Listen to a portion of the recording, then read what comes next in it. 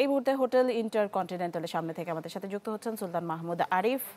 আরিফ, কি খবর আছে আপনার কাছে?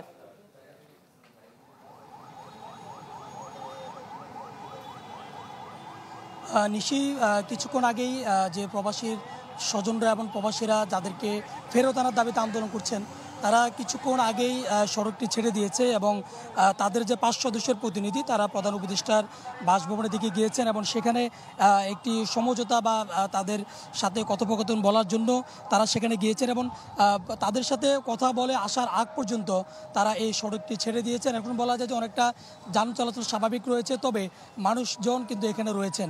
তাদের মোটা দাগে যদি বলা যায় যে তাদের আজকে দুটো দাবিতে তারা এখানে একত্রিত হয়েছেন। তারা বলছেন যে জুলাইয়ের সময় যে আন্দোলন হয়েছে আবুধাবিতে বাংলাদেশের প্রেক্ষাপটে, সেই আন্দোলনের প্রেক্ষিতে তাদের যারা কারাগারে নেওয়া হয়েছে তাদের একটা অংশকে ছেড়ে দিল। এখন পর্যন্ত 25 জন সেই আন্দোলনকারী সহ অন্যান্য যারা এখন পর্যন্ত কারাগারে বন্দী রয়েছেন তাদেরকে যেন অনতিবিলম্বে বাংলাদেশ সরকারের পক্ষ থেকে উদ্যোগ নিয়ে তাদেরকে ছেড়ে আনা হয়, তাদেরকে দেশে নিয়ে আসা হয়, সেই দাবি তারা তুলছেন। এবং পাশাপাশি তারা বলছেন যে যেহেতু তারও আন্দোলনের একটি অংশ, তাদেরকে যেন গ্যাজেটভুক্ত করা হয় এবং তাদেরকে যেন তালিকাভুক্ত করা হয় আহত হিসেবে, কিংবা তাদের আন্দোলনকারী হিসেবে তাদেরকে যখন তালিকাভুক্ত করা হয়, সেই দাবি কিন্তু তারা তুলছেন।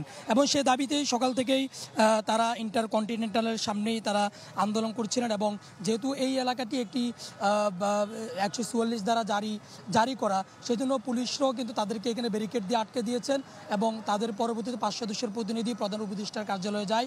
এখন পর্যন্ত সেখান থেকে তারা ফিরে আসেননি। অপরদিকে এখানে আরও একটা আন্দোলন হচ্ছে, সেটা হচ্ছে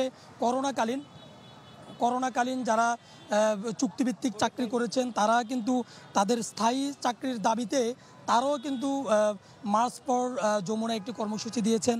অর্থাৎ তারা বলছেন যে তাদের যে করোনার সময় তারা যারা করোনা যোদ্ধা হিসেবে পরিগণিত হয়েছেন, যারা করোনার সময় বিভিন্ন হসপিটালে ফ্রি সার্ভিস দিয়েছেন, তাদেরকে যেন তাদের চাকরি যেন স্থায়ী করা হয়, সেই দাবিতে তারাও কিন্তু যমুনার দিকে তারা রওনা দিয়েছিলেন। প্রতিমধ্যে ইন্টারকন্টিনেন্টালের সামনে তাদেরকেও আটকে দিয়েছিলেন এবং আটকে দেওয়ার পর আমরা পুলিশের সাথে কথা বলে যতটুকু জানতে পেরেছি, পুলিশ বলছেন যে উভয়ের সাথে কথা বলে তারা যেহেতু যারা প্রবাসী যারা রয়েছেন তাদের প্রতিনিধি দল ইতিমধ্যে প্রধান উপদেষ্টার বাসভবনে গিয়েছেন এবং অন্যদিকে করোনাকালীন যারা চুক্তিভিত্তিক চাকরি করেছিলেন এবং তারা স্থায়ী চাকরির দাবিতে যারা এখানে একত্রিত হয়েছেন তাদের সাথেও পুলিশ কথা বলেছে এবং সব মিলিয়ে তাদেরকে